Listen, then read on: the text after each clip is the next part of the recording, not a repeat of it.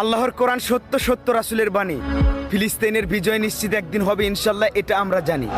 আর ঘুমিয়ে থেকো না বিশ্বের 200 কোটি মুসলমান, একবার আল্লাহু আকবারের তাকবীরের ধ্বনি দিয়ে ময়দানে নেমেই দেখো না, ইসরাইল পালানোর জায়গা পাবে না। আল আকসা কোনো সাধারণ ঘর নয়, এটা আল্লাহর ইশারা জিনদের দ্বারা তৈরি। আর এই আল আকসাকে রক্ষা করার দায়িত্ব বিশ্বের 200 কোটি মুসলমানেরই। ওরা সবাই একজোট আছে, আর আমরা শুধু নিজেদের চিন্তা করে ঘরে বসে আছি। আর কিছু কিছু বড় বড় মুসলিম কান্ট্রিগুলো ইহুদিদের দালালি করতেছি। আমরা আর ঘরে বসে থাকবো না, ইসলামের জন্য যুদ্ধ করে জিহাদের ময়দানে জীবন দিতে রাজি আছি। বাঁচলে ফিলিস্তিনকে নিয়ে এই বিশ্বে বুক উঁচু করে বাঁচবো, আর নয়তো বিশ্বযুদ্ধ শুরু করে দাও, যুদ্ধ করে জীবন দিব।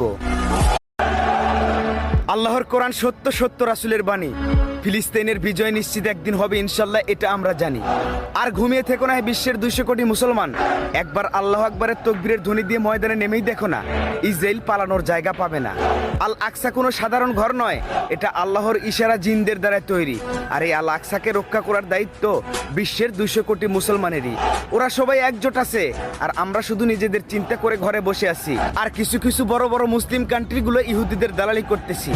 আমরা আর ঘরে বসে থাকবো না, ইসলামের জন্য যুদ্ধ করে জিহাদের ময়দানে জীবন দিতে রাজি আছি। বাঁচলে ফিলিস্তিনকে নিয়ে এই বিশ্বে বুক উঁচু করে বাঁচবো, আর নয়তো বিশ্বযুদ্ধ শুরু করে দাও, যুদ্ধ করে জীবন দিব।